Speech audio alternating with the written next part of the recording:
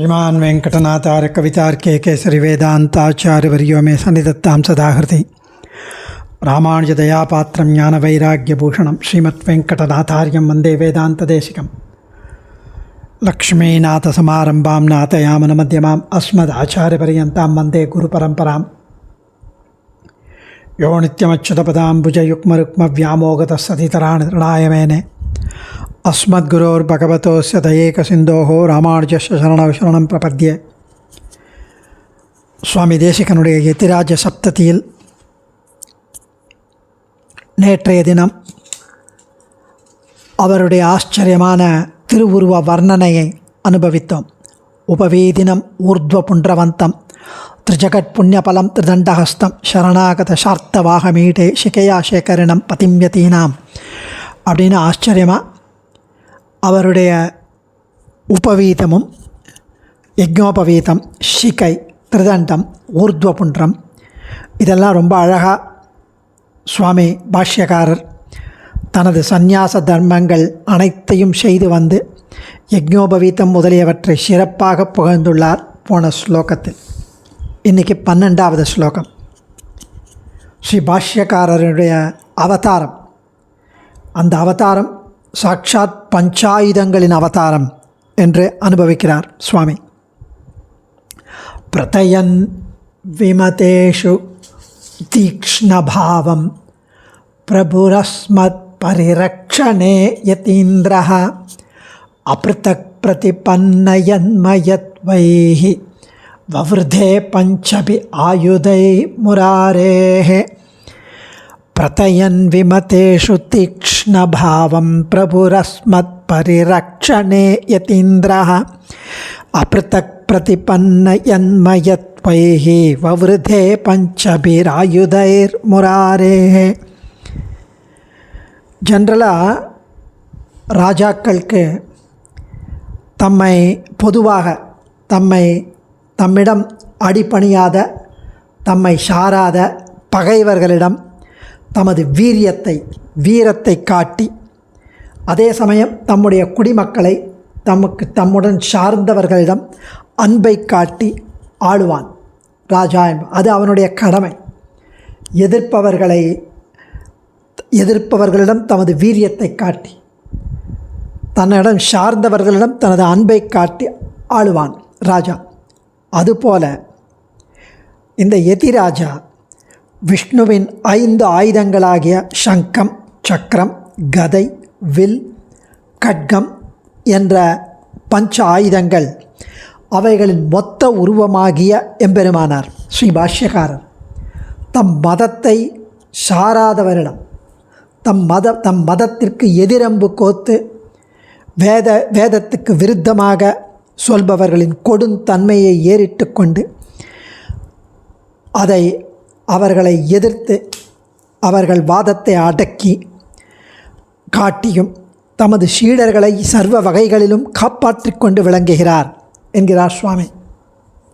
அதாவது எம்பெருமானுக்கு முக்கியமான திரு ஆயுதங்கள் 5: சுதர்சனம் என்னும் திருவாழி, பாஞ்சஜன்யம் என்னும் திருச்சங்கு, நந்தகம் என்னும் வாள், கௌமோதகி என்னும் கதை, ஷார்கம் என்னும் வில். இதெல்லாம் அந்தந்த நித்திய சூரிகளை தேவதையாக கொண்ட இந்த 5 திருவாயுதங்கள். இது ஒன்றும் அச்சேதனம்னு நினச்சக்கூடாது. நம்மக்கிட்ட இருக்கிற கத்தி, கபடா, சுத்தி அது மாதிரி இல்லை.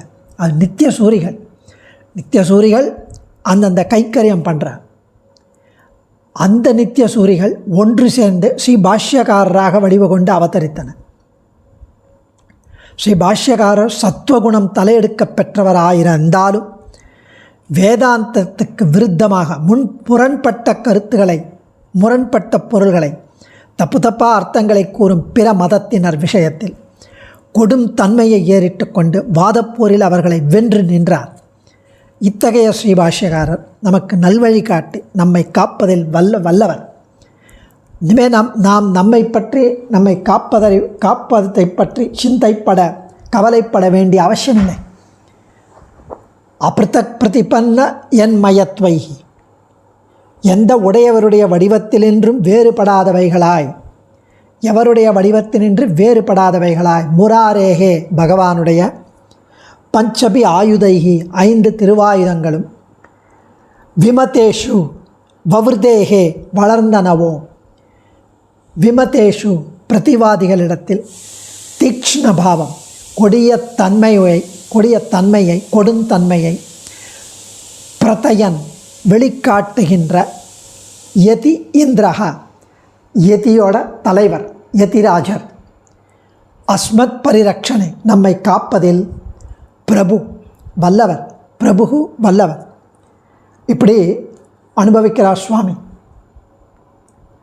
அதாவது ஸ்ரீ பாஷ்யக்காரர் ஸ்ரீ வைஷ்ணவ சம்பிரதாயத்துக்கு 3 ஞான சூரியர்கள் உண்டு. ஸ்ரீ பராங்குஷ, ஸ்ரீ பரகால, ஸ்ரீ யதிவரர்கள், நம்மாழ்வார், திருமங்கையாழ்வார், ராமானுஜர். பூர்வாச்சாரியர்கள் அவர்களை வகுளபூஷண பாஸ்கரர், லோக திவாகரர் மற்றும் ராமானுஜ திவாகரர் என்பர்.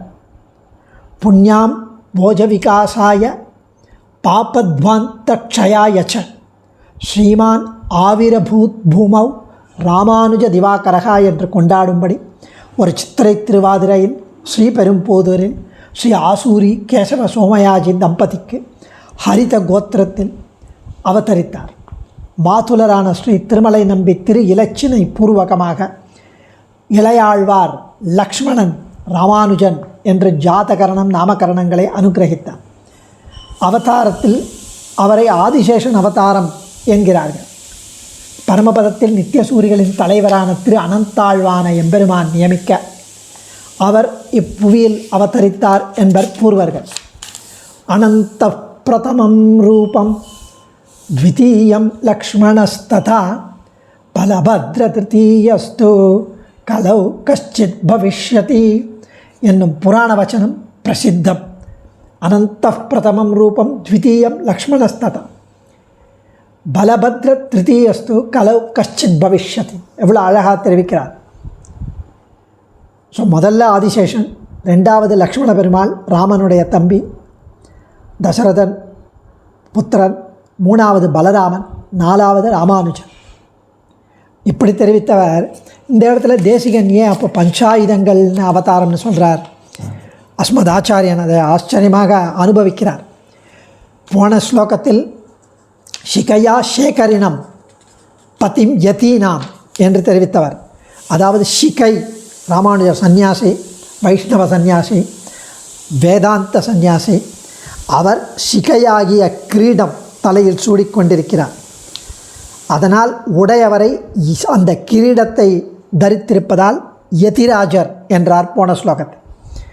அவர் ராஜா என்பவன் தன் நாட்டு மக்களுக்கு பகைவர்களால் எந்தவித தீங்கும் வராதபடி காப்பாற்றுவான். அதே போல நம் உடையவரும் வேதத்திற்கு தவறான பொருள்களை கூறி மக்களை மயக்கும் பிற மதவாதிகளை வாதத்தில் வென்று அவர்கள் என்றைக்குமே தலை தூக்காதபடி ரொம்ப ஆச்சரியமாக வேதார்த்த சங்கிரகம், ஸ்ரீபாஷ்யம், வேதாந்த சாரம், வேதாந்த தீபம் போன்ற கண்டன நூல்களை வெளியிட்டு ஆஸ்திக பக்தர்களை காப்பாற்றி வருகிறார். நாட்டிலுள்ள ராஜாக்கள் எதிரியை விரட்டி மக்களுக்கு ஊன் உடை கொடுத்து சரீரத்தை காப்பாற்றுவார்கள். நமக்கு சாப்பாடு, அது இல்லாமல் உடை, இந்த மாதிரி கொடுத்து அம்பரமே தண்ணீரே சோரே அறம் செய்யும் எம்பெருமான் நந்தகோபாலா அப்படின்னு ஆண்டாள் சொல்கிற மாதிரி இதெல்லாம் கொடுத்து சரீரத்தை காப்பாற்றுவார் ராஜா, நாட்டில் இருக்கிற ராஜா. ஆனால் நம் யதிராஜர் எப்படி? அவருடைய பக்தர்களின் உடலை மாத்திரம் காப்பறுவதில்லை, உயிரை, ஆன்மாவை காப்பாற்றுகிறார்.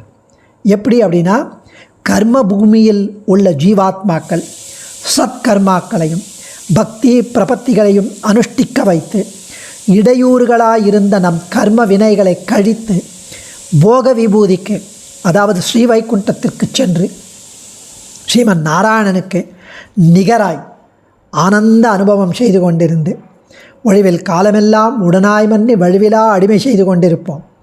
அப்படி செய்ய உதவுகிறார். எனவே நம்மை காப்பதில் ஆச்சாரிய சார்வபௌமரான யதிராஜர் பேராற்றல் உடையவர் என்பதில் ஏதாவது சந்தேகம் இருக்கா? கரெக்ட், உண்மை.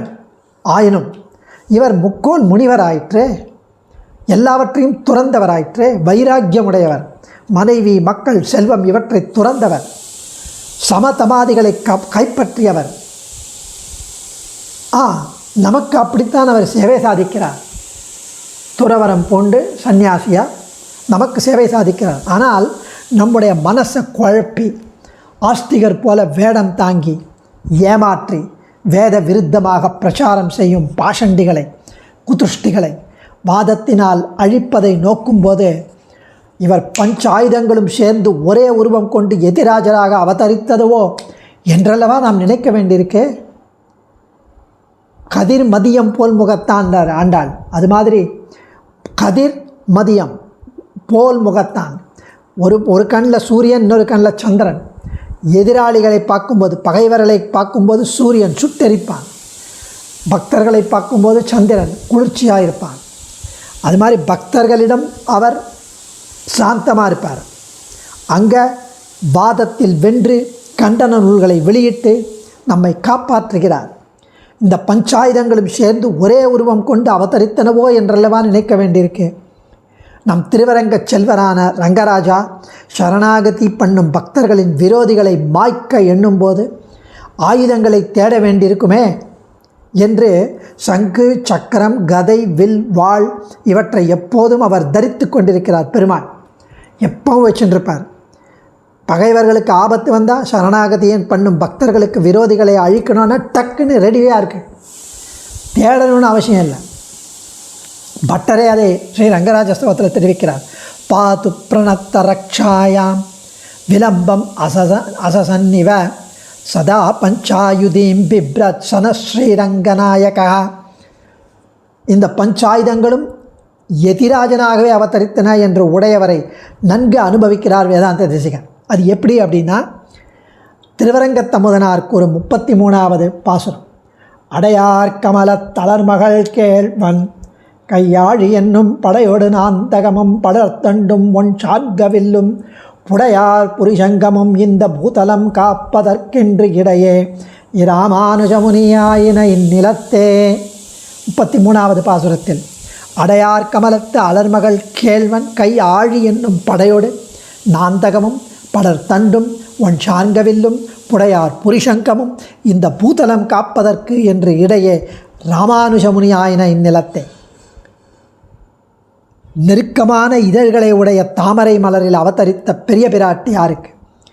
நெருக்கமான இதழ்களை உடைய தாமரை மலரில் அவதரித்த பெரிய பிராட்டி பர்த்தாவான எம்பெருமானுடைய திருக்கையில் இருக்கிற சக்கரத்தாழ்வானோடு கூட வாளும் கதையும் சார்கவில்லும் புடை பெருத்த அழகான பாஞ்சஜன்யமும் பூலோகத்தில் உள்ளோரை காக்க வேண்டும் என்பதற்காக ஸ்ரீ பாஷ்யக்காரராக அவதரித்தன என்று பெரியோர்களே கூறும்போது நமக்கேன் கவலை? எவ்வளோ அழகாக அதை அனுபவிக்கிறார்கள் ஆச்சாரியர்கள். இன்னும் நிறைய அவரை வேறு வேறு அவதாரமாக அனுபவிக்கப் போகிறோம். விஸ்வக்சேனர் அவதாரமாக, கண்ணன் அவதாரமாக, இப்படி பெருமாள் அவதாரமாக ரொம்ப அழகாக வேதாந்த தேசிகன் அனுபவிக்கிறார். சாட்சாத் ராமானுஜர்னா ஒப்பு நோக்கி ரசிக்கணும். இதெல்லாம் ராஜா தன் நாட்டையும் நாட்டு மக்களையும் எதிரி படைகளிலிருந்து காத்து போஷிக்க வேண்டும், நம்மளை காப்பாற்ற வேண்டும். அப்போதான் அவன் கடமையை ஆற்றியவன். அதற்கு அவனுக்கு உதவுவது அவனுடைய கொடிய படைத்திறன், ரத கஜ துரக பதாதிகள். அது இல்லைன்னா ரட்சணத்திறமை வராது. அதே போல் பகவத் ராமானுஜர் இந்த சித்தாந்தத்தை போஷித்து வளர்ப்பவர். அவர் அவ்வளவு ஆச்சரியமான வேதாந்த நூல்களை பிரகடனப்படுத்தி நம் ஆத்ம ரட்சணத்தை செவ்வனே ஆற்றியவர். அவர் பாஹ்ய குதிருஷ்டிகளை நிரசனம் பண்ண நூல்கள், நமக்கு ஆத்ம ரட்சணம் பரசமர்ப்பணம் செய்து வைக்க உதவும் கத்திய நித்திய கிரந்தாதி நூல்கள், விஷய தெளிவு பெற கீதா பாஷ்யம் போன்ற நூல்கள் இத்தனையும் இயற்றி அது மட்டும் போதாதுன்னு தொடர்ந்து இந்த ரட்சணம் நடத்தி கொண்டே வர வேண்டும் இன்றளவும் என்று சிஷ்ய பிரசிஷ்யர்கள் மூலமாக ஒரு இடைவிடாமல் அவிச்சின்ன பரம்பரையை, குரு பரம்பரையை இயற்றி உதவியுள்ளார். எவ்வளவு ஆச்சரியமான உபகாரம்! எல்லாம் இருக்கட்டும், இந்த சித்தாந்தமாகிற தேசத்திற்கு, இந்த ராமானுஜ சித்தாந்தம் ஸ்ரீ வைஷ்ணவ ஸ்ரீ வேதாந்த பரம வைதிக ஸ்ரீ சித்தாந்தமான இந்த தேசத்திற்கு, அந்த சித்தாந்தத்தை ஒரு தேசமாக வச்சுப்போம். இந்த தேசத்திற்கு இடர் செய்யும், இடையூறு பண்ணும் எதிரிகளை ஒடுக்க அவசியமான தீக்ஷ்ணத்தன்மை, கொடுந்தன்மை, கொடுந்தண்டனை திறன், ராஜாவின் பாதுகாப்பு படையின் உதவியெல்லாம் அவருக்கு இருக்குமோன்னு நம்ம சந்தேகப்படவே வேண்டாம். அதுதான் இந்த ஸ்லோக கருத்து. பிரபு பெருமாள் ஒரு ராஜா.